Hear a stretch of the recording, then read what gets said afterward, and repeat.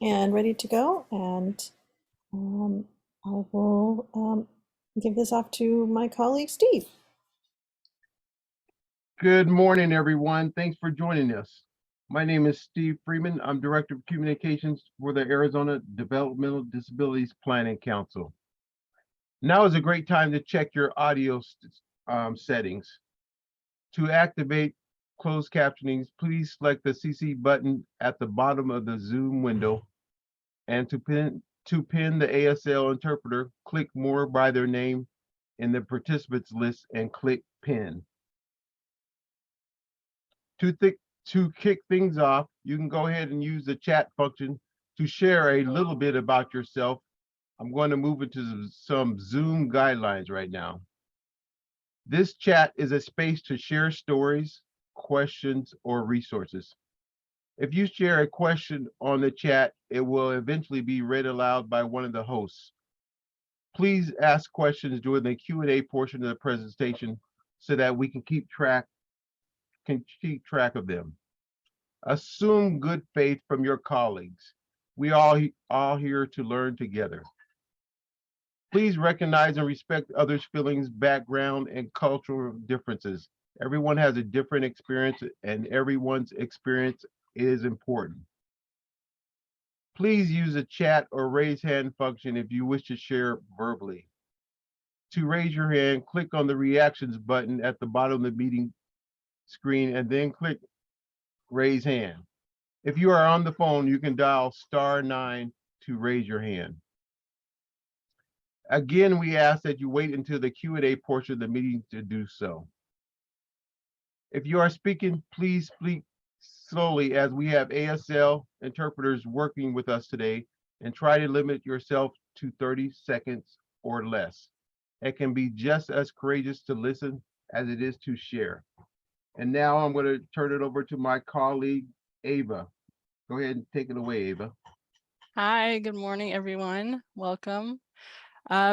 First, I guess I'll start with Happy National Disability Employment Awareness Month, or NDEAM. I would like to welcome each one of you to this training series made possible by a partnership with the Arizona Developmental Disability Network, Arizona Association of People Supporting Employment First, Arizona Employment First, and Vocational Rehabilitation, who is conducting this training. I'm Ava Seacrest. I am a white woman with long brown hair.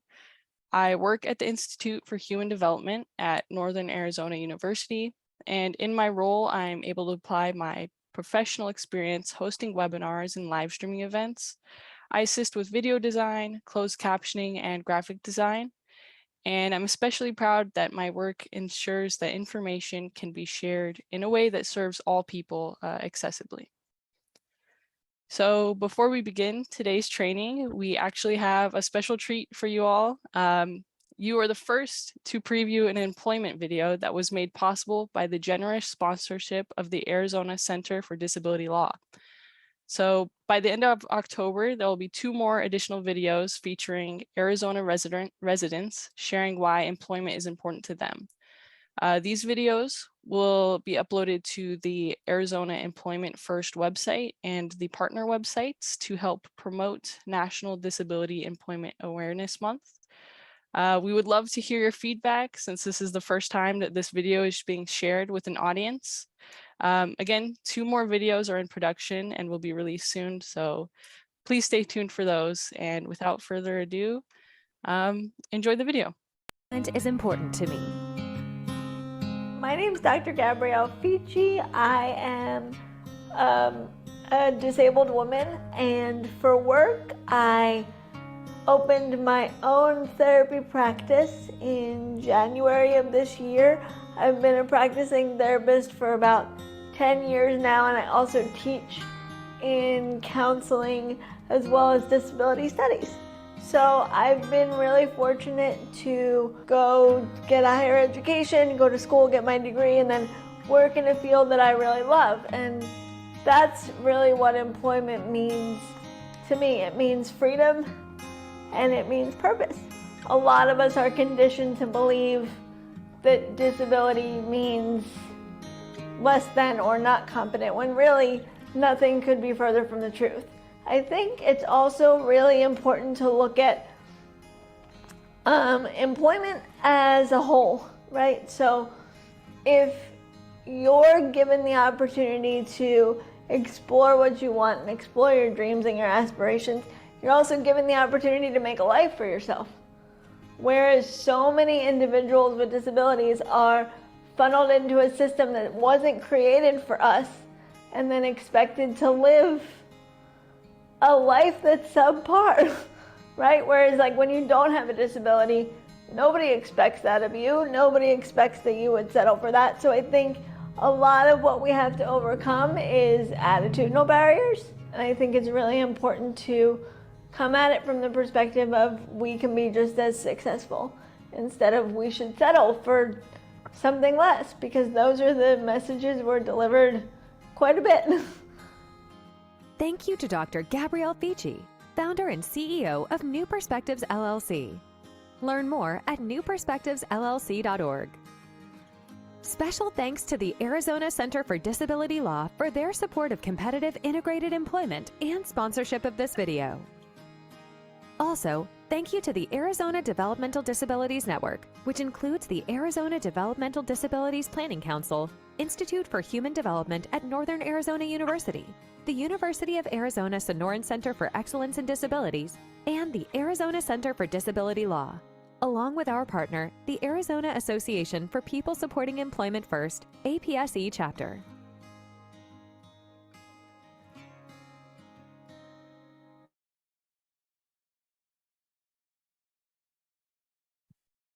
Thank you guys for watching this. This is our first time sharing this with an audience. So again, we would love your feedback, and please stay tuned for the upcoming videos. Back to the training. Welcome to our fourth and final Windmills training session in the training series, Changing the Perception of Ability. Today's session is titled Pick a Disability and will be presented by Mary Kay Fleck from Vocational Rehabilitation. Mary Kay Fleck is currently the Regional Program Manager for the Southern Arizona Region of Vocational Rehabilitation as a part of the Department of Economic Security. Mary serves as a board member of the Pima County Workforce Investment Board as a surveyor consultant for the International Accreditation Body, Commission on Accreditation of Rehabilitation Facilities, or CARF, and that is headquartered in Tucson. She has 35 plus years working in the field of vocational rehabilitation, and we're so appreciative to Mary and Vocational Rehabilitation for the work that they do and their commitment to help increase successful employment outcomes for people with disabilities. Joining Mary today are presenters Suzette Diaz. Suzette Diaz is a vocational rehabilitation supervisor in the Benson and Safford area. She has been with the agency for 5 years and has enjoyed working with individuals with disabilities to assist them in having a good quality of life. She briefly worked as a therapist in the past and gained more knowledge about mental health limitations. She also worked with the Division of Developmental Disabilities for 5 years as a support coordinator, and that was her introduction to the field. We have Jill McDowell, and Jill McDowell is a vocational rehabilitation counselor who has worked for RSA in Arizona for almost 5 years, working with behavioral health and protocol clients. Prior to that, Jill worked in behavioral health, serving seriously mentally ill clients for 5 years. Jill was certified in Windmills training in July of this year and has been using the techniques for the betterment of her clients since completing the course. She reports that she's seen positive results and that these tools are an asset to the vocational client caseloads. We also have Randall Snedden. Randall Snedden is a rehabilitation technician with vocational rehabilitation and has an AAS degree in social services. He has worked as a behavioral health technician for 8 years, providing mental health and substance abuse services. He has been with vocational rehabilitation for 5 years, serving individuals with disabilities. He continues to support individuals with disabilities to obtain competitive integrated employment by providing job readiness training workshops. I'll be monitoring the chat box today for your participation or questions, and there will be a time at the end of the training today for discussions of these questions. So thank you all again for joining us today. Mary, the platform is now yours for the training, so you can go ahead and take it away. Good morning. I'm glad to have so many individuals with us as we do our final Windmills training. And I am actually going to turn it over to Randall to start the presentation for the Pick a Disability module.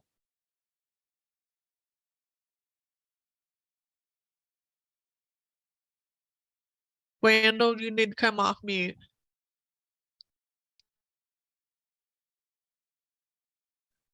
Thank you, Mary.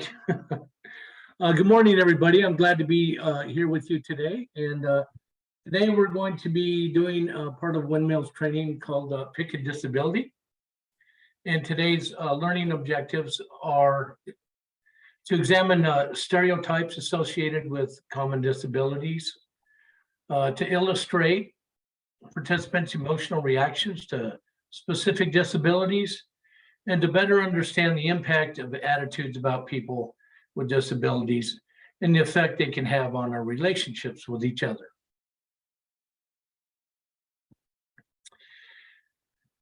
So what we're going to do now is we're going to do a short exercise, and we'd like you to participate. We have on the screen displayed 4 types of disabilities: paraplegia, Down syndrome, deaf, and bipolar. And I'd like for you to choose from these 4 disabilities. If you had to have a disability, which one would you say yes to? In other words, which is the one that you would choose to have if you had to have a disability for each one of these 4 categories? And then I would like for you to choose one which would be the least disability that you would like to have. So I'll give you a few minutes to decide, and then we'll call upon you to give us your response. I'm going to go through each one. If you could just raise your hand, and so we can get a count on the yeses and nos in each category.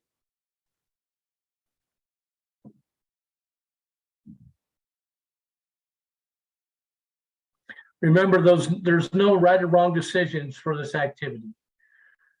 For those of you who aren't familiar with paraplegia, it's an individual who's paralyzed from the waist down. And for those of you who are unfamiliar with bipolar disorder, it's a mood disorder that typically involves mood swings and depression.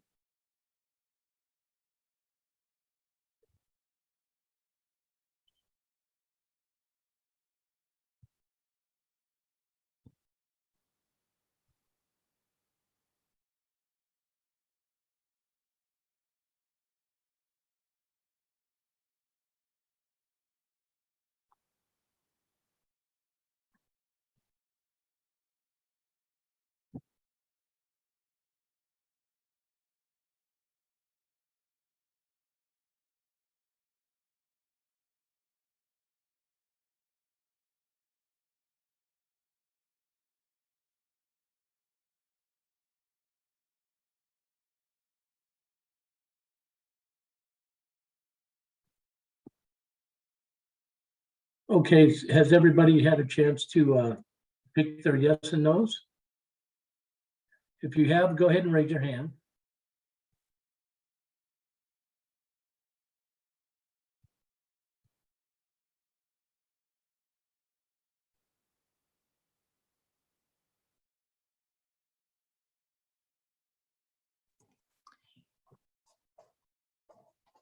Under the reactions screen is where you can raise your hand if you don't know where that is.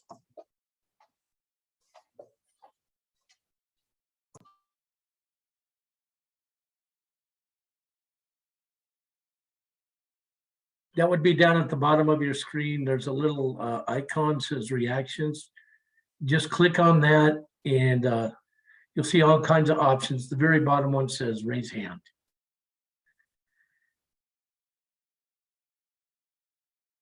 Or if you prefer, you can put it in the chat.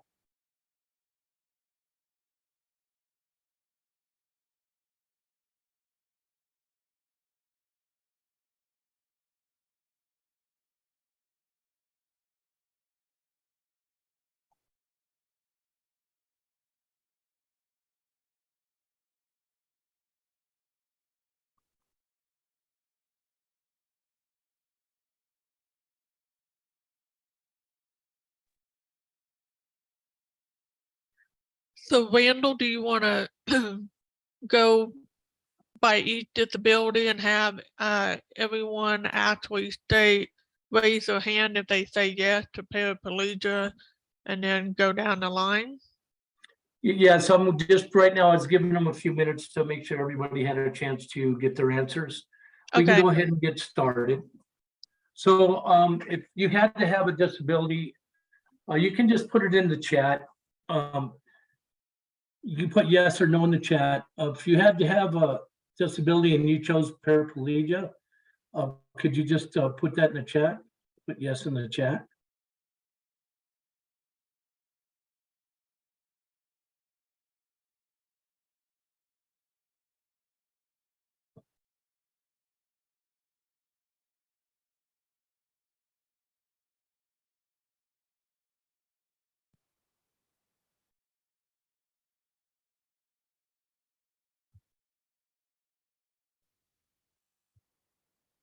Okay, so we didn't get very many responses. So that, how about Down syndrome? How many of you chose Down syndrome?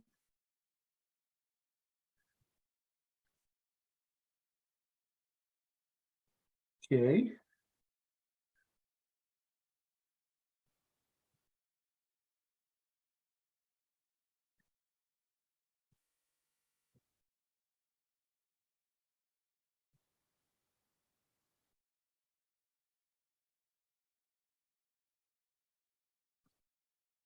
Okay. Got a few of them still coming in.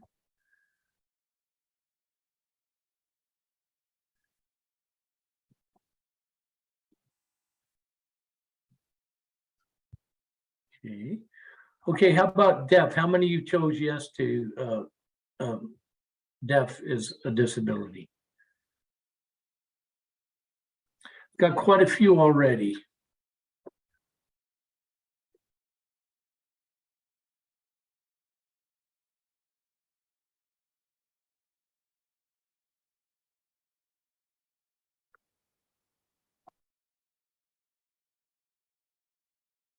Okay, great.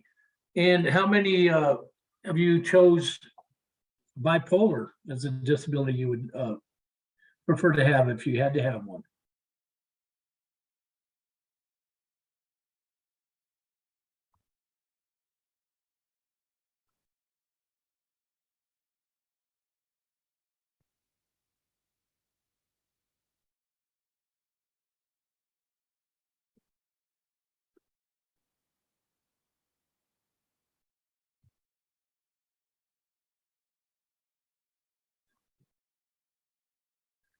Okay. A lot of responses. Thank you.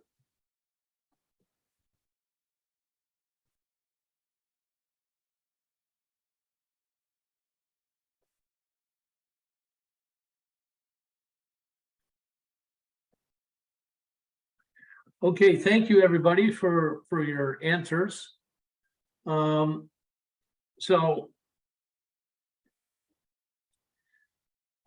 we're gonna move on. So it looks like we have a lot of responses in each one of the categories. So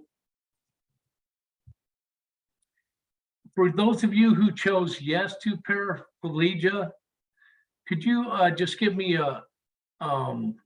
just a few of you give me some responses to why you chose that? This is Jason. It's because I already have paraplegia, so I know what that's like. So I don't want to change. I don't want to change to a different one. So I'm pretty. Okay. Yeah.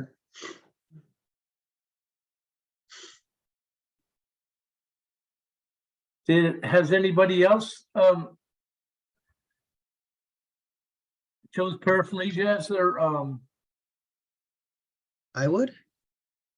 could you give me a few words to describe why you chose that one? Absolutely. For me, I feel that that would leave me with my sight, hearing, and some of these other senses that I'm continued really used to having, where I think I could, if I were to do that now in the middle of my life, be able to acclimate a little easier to paraplegia with, support and with a wheelchair. Okay, those are good answers. Anybody else? No? Okay. So how many of you said yes to Down syndrome?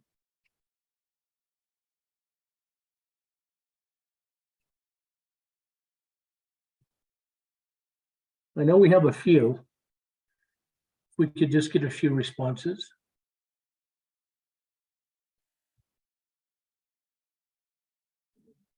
I'll go. This is Steve. Thank you, selected Steve. that one.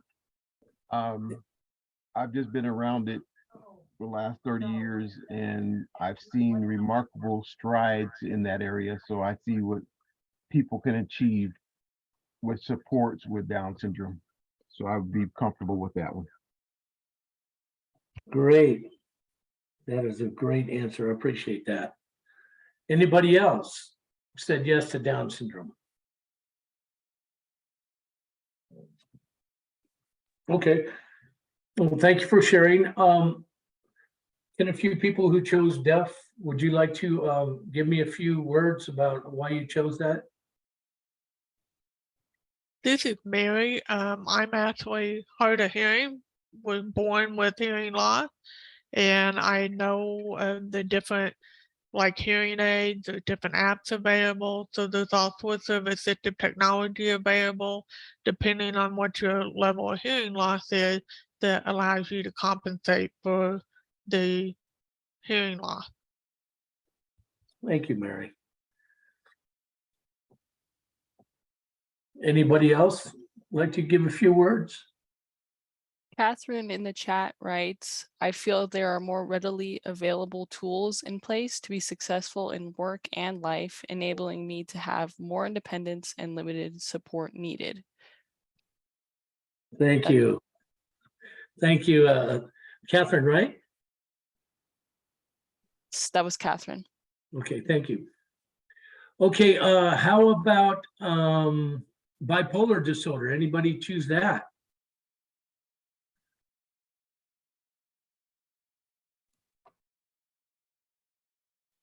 I chose it because of the things I like to do with my eyes and my hearing and being able to get around to different places. And I also work with some people who have bipolar disorder, and they're great in the workplace. I think that I could manage that better than the other three. Okay, thank you. Would someone else like to share their response on bipolar disorder?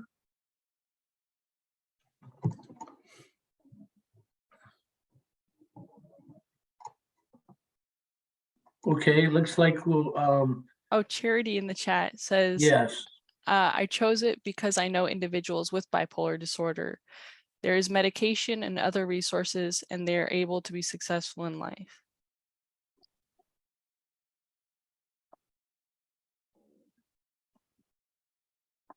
So it sounds like we've got a lot of good answers for all of these. How about the nose? Who'd like to share their nose? Who chose paraplegia as the least disability that they would want to have if you had to have one?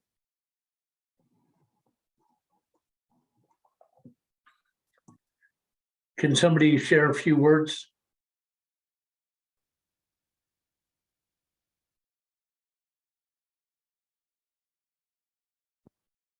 Catherine in the chat says, me, no, requires more support and assistance.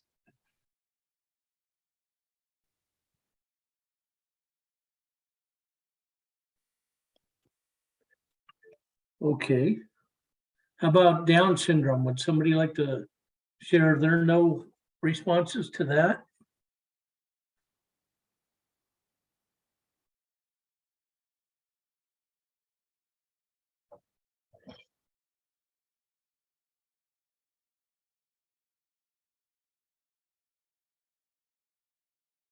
Okay. How about deaf? Did anybody choose that as the disability that they wouldn't want to have?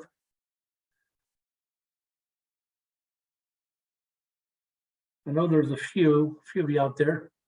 If you could please share a couple words about why you chose that.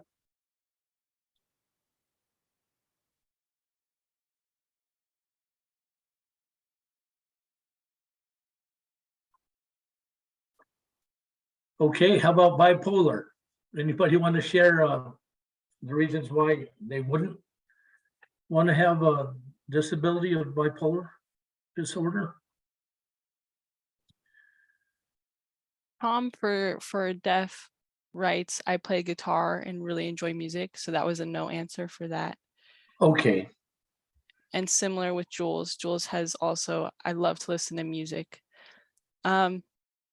I love to listen to music, not that that can't be done while deaf, but that can be my reason to not choose deaf.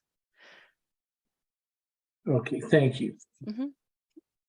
And for bipolar, I chose no for this one. I Okay, have a few family members who have bipolar disorder, and I see how it can really affect them. And, you know, like when they come home from from like work or something and know that they didn't have the best day, dealing with that, I can see how it's hard to struggle with, like in their heart, knowing, you know, it's right. a hard time. Yeah. Thank you for sharing. Does anybody else want to share their response? Yes, I also selected bipolar.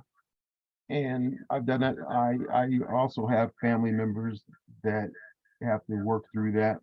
And I see them when they have an episode and what happens to them and their family that's around them. It's tough.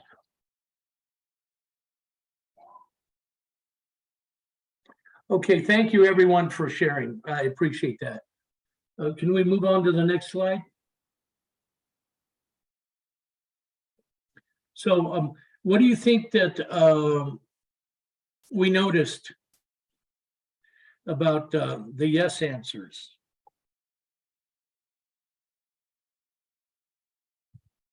Any feedback? Well, for one thing, I can tell you there are no wrong or right answers. If we could move to the next slide, please. Okay.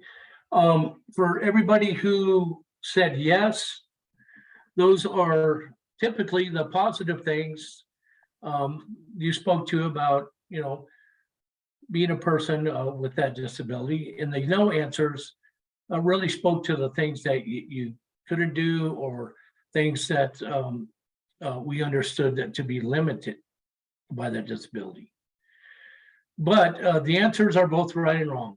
On one hand, the right, because we could find someone, for instance, who is blind, who is independent and able to work and coping well, while someone else who is blind might be dependent, frustrated, and unhappy. For example, a person with low vision or blindness may be able to complete their job duties using screen magnifiers or software reading, software that reads the screens for you. Those are some examples. If we could move to slide 6.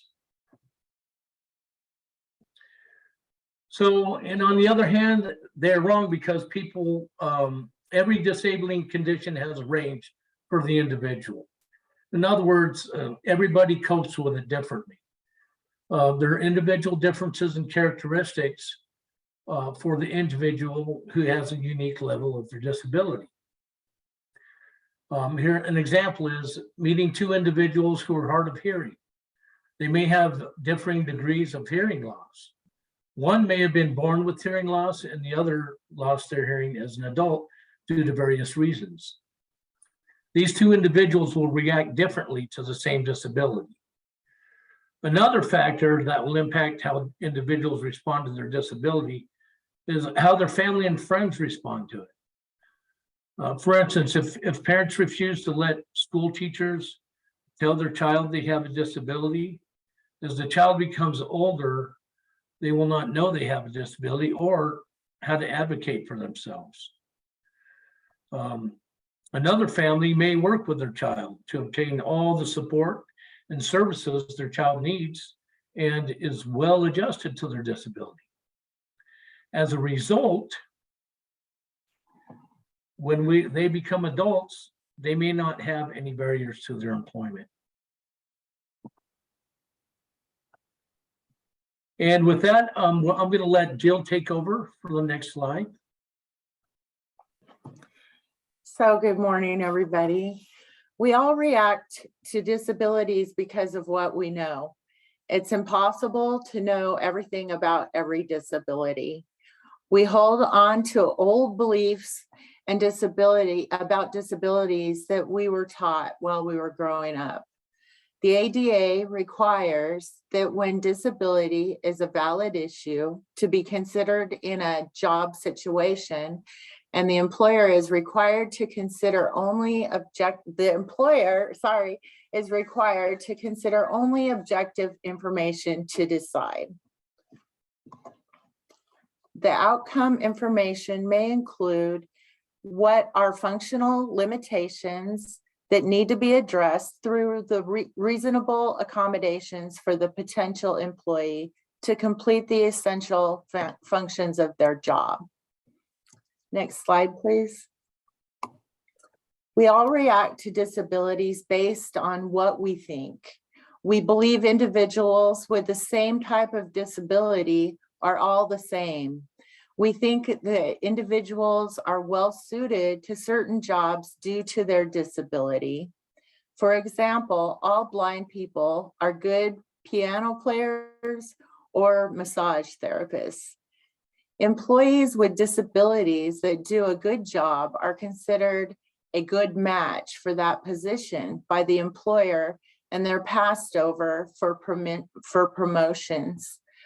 The ADA prohibits discrimination in promotion as well as job classifications for individuals with certain disabilities. An example of being passed over for a promotion is someone who is in a dining room attendant position who has dwarfism and they are short stature. This individual may be passed over for a promotion as an assistant restaurant manager because of the hiring manager thinking the individual is in the best position for them. The individual may be of short stature, but they have normal intelligence and an extroverted personality. This person may be the best person for the promotion, but will be passed over due to the misconception of their disability. Next slide, please. We react to disabilities based on pain. We react to viewing a person with a disability with sympathy and feeling of pain. We believe the pain we feel is our perception of their pain when it really is our own pain that we are feeling. Employers will place PWD, that's a person with a disability, in jobs where they cannot fail, which are usually low paid with little potential for mobility. Decisions made from these assumptions have a high risk of being in violation of the ADA.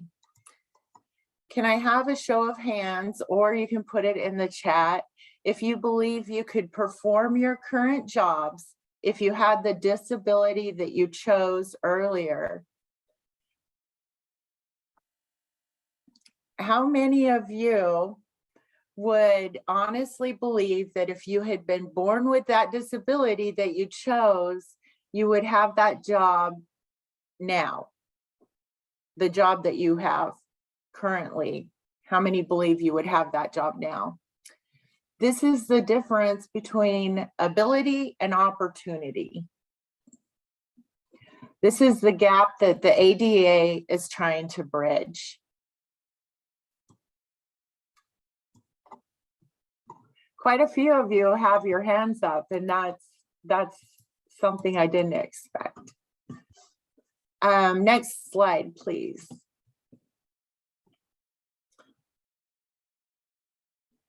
It's important to understand that we all react to disabilities and decisions made only based on those reactions are not valid or defensible. No decision can be made without considering an individual with a disability as being unique and evaluating that person on a one-to-one basis, just on himself or herself. The entire thrust of the ADA commitment is evaluating an individual with a disability on a basis of that person, what that person could do, rather than by stereotypes and assumptions about their condition. Next slide, please. The majority of individuals with disabilities are not born with them. The CDC reports in 2019 that 25.5% of people in the US self-identifying as having a disability. US Department of Labor Office of Disability Employment Policy recognizes people with disabilities as the nation's largest minority group, with almost 50 million individuals. Next slide, please. Possible signs that an applicant may have a disability are they have difficulty completing the application. The resume reflects a lot of short-term jobs. The resume reflects large gaps in work history. The resume has a lot of spelling errors. They have a low TABE, test for adult basic education score, or they had an IEP, individualized plan for individualized education plan, or 504 plan in high school.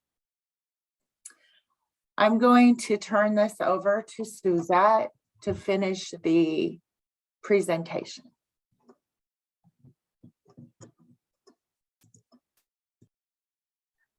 Next slide, please. So we picked a few celebrities that have a disability, and we wanted to see what everybody's guess was.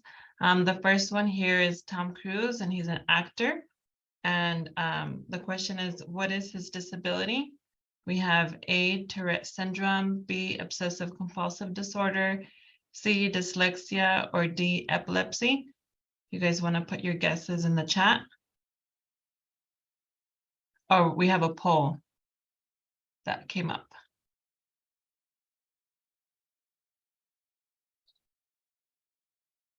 So we'll give you guys a minute.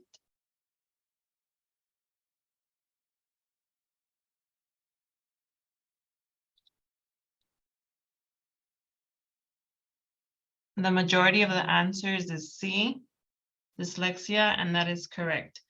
Dyslexia is a language-based learning disability in reading, and according to the DSM-5, dyslexia is an alternative term used to refer to a pattern of learning difficulties characterized by problems with accurate or fluent word recognition, poor decoding, and poor spelling abilities. So, fun fact about Tom Cruise, he's one of the world's highest paid actors, and he does his own stunts in movies such as Mission Impossible. So the poll states that the majority picked dyslexia, with the second being obsessive compulsive disorder. Next slide, please. So next up we have Prince, and he was a musician. What was his disability? We have A, depression, B, dyslexia, C, autism, or D, epilepsy?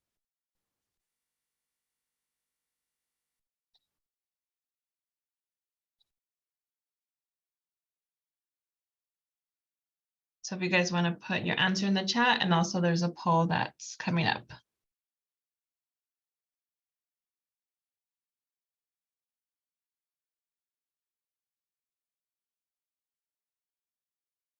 So the majority coming in is A, depression. We have a guess for epilepsy. So the correct answer is D, epilepsy. Epilepsy is a disorder which consists of various forms of seizures caused by an excessive disorderly discharge of cortical nerve cells. Symptoms vary depending on the specific part of the brain involved in the epileptic discharge. Most seizures last for about 1 minute. So I don't know about you guys, but I was surprised to know that he had epilepsy. And fun fact is Prince won 7 Grammy Awards, earned 30 nominations, and 5 of his singles topped the charts, and 14 other songs hit the top 10.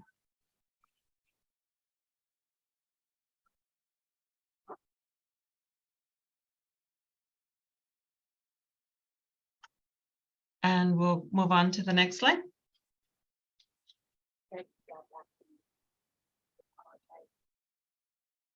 Can you guys see me on the camera?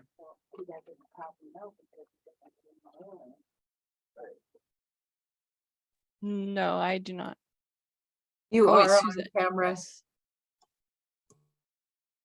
Let me see. Charity says that she could see me. I see you. Yes, Suzette. Okay. So just making sure. So our next celebrity is Lady Gaga, and she is a musician. So what are your guys' guesses for what her disability is? We have A, autism, B, dyslexia, C, epilepsy, or D, fibromyalgia.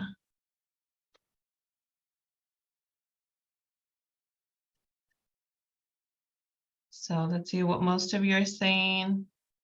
Most of you are saying D, fibromyalgia.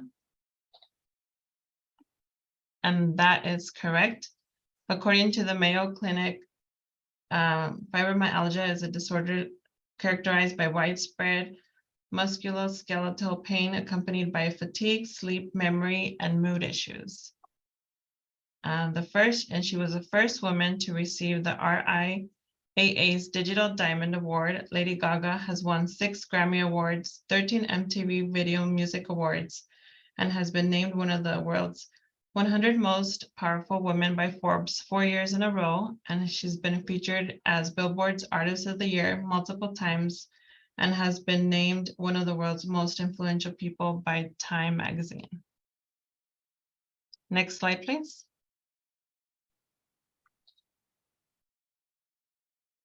So next up we have Daryl Hannah, and she's an actress. And what is her disability? A, autism, B, bipolar disorder, C, deaf, or D, epilepsy. So we have a few guesses for autism, a few for bipolar disorder.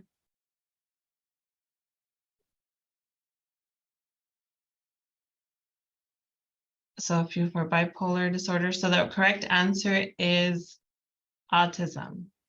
According to the National Autism Society, autism spectrum disorder, hereafter referred to as autism, which includes Asperger's disorder and pervasive developmental disorder, not otherwise specified, is a complex, lifelong developmental condition that typically appears during early childhood and can impact a person's social skills, communication, relationships, and self-regulation. The autism experience is different for everyone. It is defined by a certain set of behaviors and is often referred to as spectrum condition that affects people differently to varying degrees.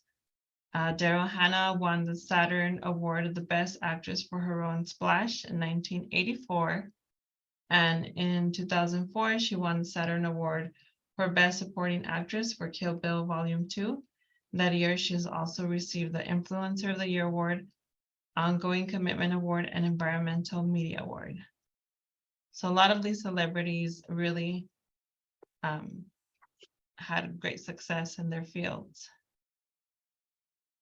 Next slide, please. So next up, we have Jean-Claude Van Damme. Sorry if I butchered that. So what is his disability? We have A, Parkinson's, B, Tourette syndrome, C, bipolar disorder, or D, dyslexia.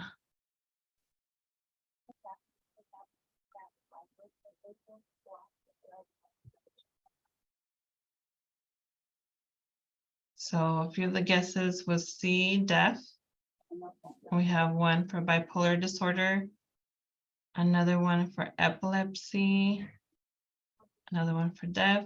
So the correct answer is C, bipolar disorder. According to the National Alliance on Mental Illness, bipolar disorder causes dramatic shifts in moods, energy, and the ability to think clearly.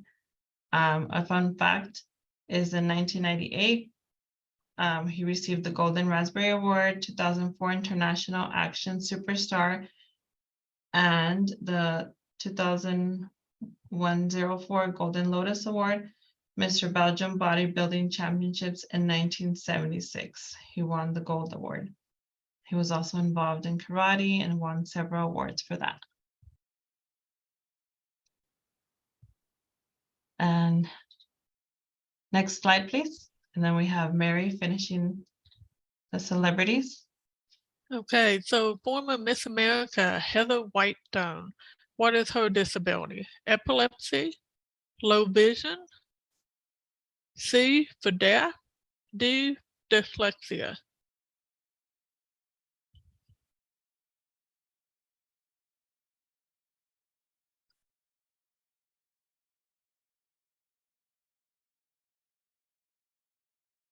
Okay, looks like we have some that put epilepsy, or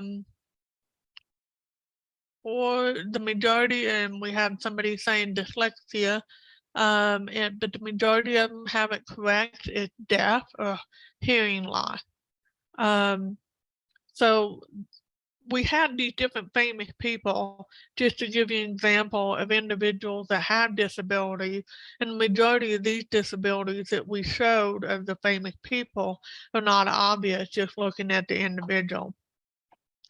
As you guys have been hearing me talk through the series of windmill training, you probably have figured out that I actually have hearing loss myself. I was born with mild to moderate hearing loss and have a speech impairment due to the hearing loss, and I currently have severe to profound hearing loss. And I actually was a previous VR client of the State of Arizona VR program. And with that, does anybody have any questions?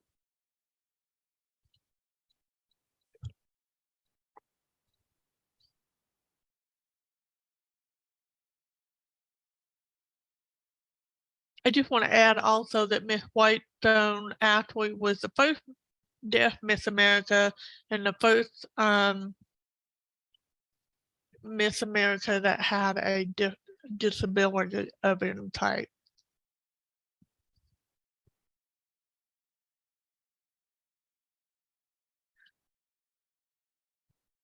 Mary, I see that you've answered this in the chat, but I didn't know if you wanted to explain it at all when Stephanie asked what is TABE?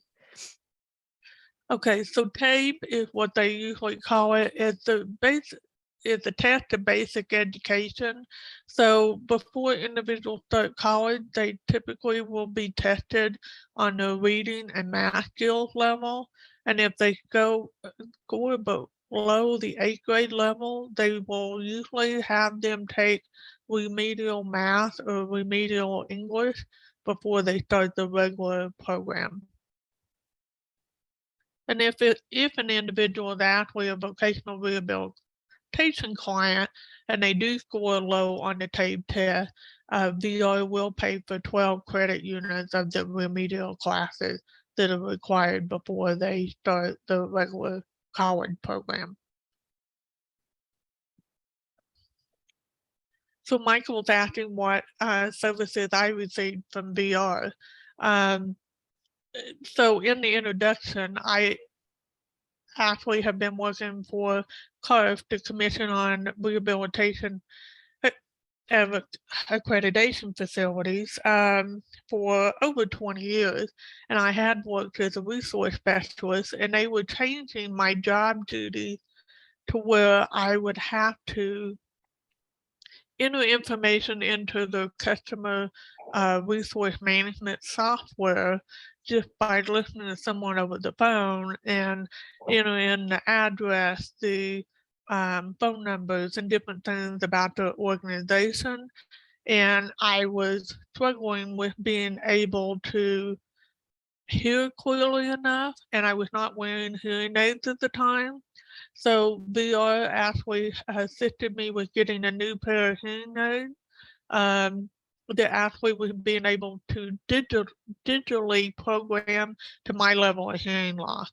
And then the VR counselor actually worked with my employer, CARF, and got me a Plantronics headset. Let me get that straight. Which is a headset that actually allowed me to control the volume control and was compatible with the hearing aid.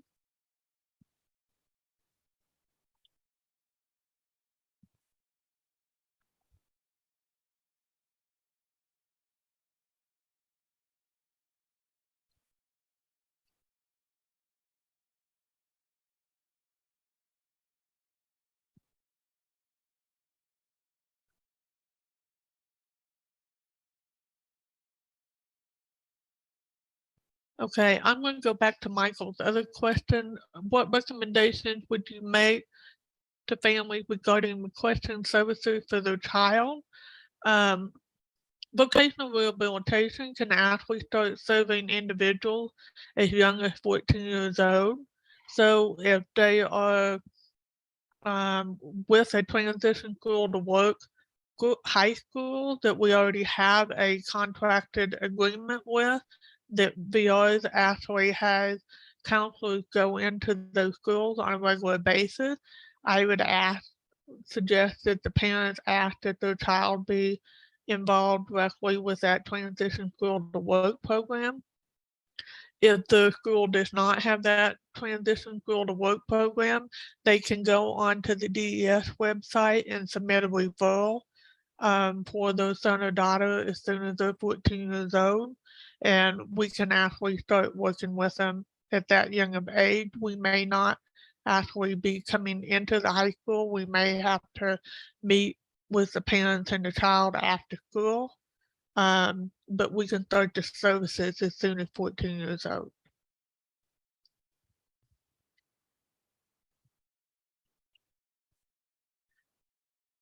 And Amy question about, do we have access to the presentation? I believe that they are recording this, and we will be getting the recording out. I don't know, Ava, will we be sending out the presentation as well as the recording? I believe they will be accessed from the ADDPC YouTube account. And we will be sending a follow-up email after this presentation. So if we are allowed to take this presentation, the slides from you, we may be able to include that. Okay, yeah, that's fine to go ahead and include Awesome. the PowerPoint slides. And then Ann's asking, would someone elaborate on HIPAA from potential employee standpoint and how the person with a disability can best advocate for themselves to assist the employer in avoiding ADA violations? In regard to that, an individual has the right under the ADA to request the accommodation and share the documented disability from the doctor, or maybe they have a psychological evaluation with the HR department. And the HR department typically will actually keep that information as far as a reasonable accommodation and your medical record in a separate file that just for reasonable accommodation. It's not kept in your regular personnel file to where your supervisor would have access to that information. And most organizations, if they're large enough, will have an HR department that excuse me, has a separate individual that just handles the reasonable accommodation. And you do not need to actually go directly to your supervisor. You should be able to go directly to HR, so your supervisor does not necessarily need to be aware of the disability.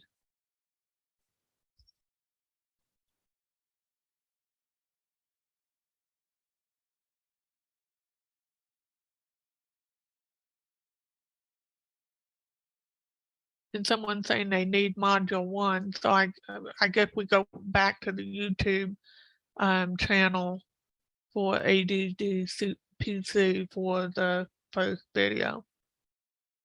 Any other questions?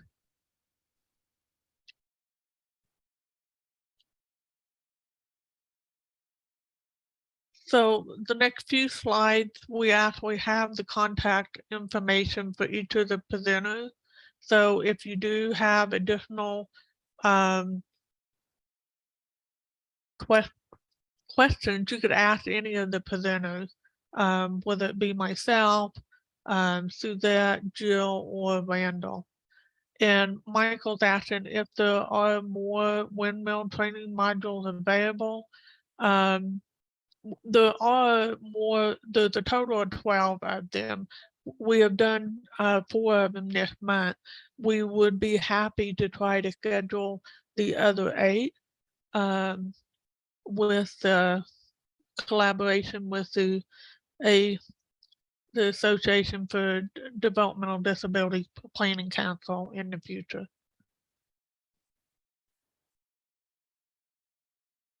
Any other questions?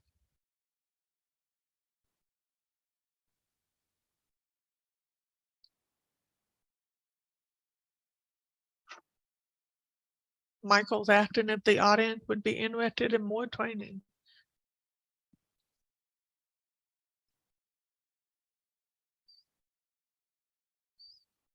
Seeing quite a few yes.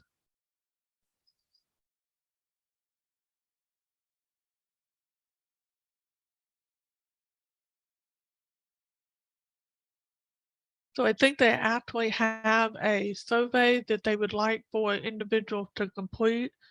And I don't know if we have it in the chat yet for, I will. Go ahead. Oh yeah, I will say we do have a survey, but first, if I may, can I please thank everyone so much. Thank you for presenting with us. Thanks everyone for participating in the webinar. Thank you, Suzette, sorry, Jill and Randall also, and all of VR for excellent presentation. We will have the survey in a following up email. With that, we do actually have a closing video to share with everyone today if they're okay with sticking on for a bit longer.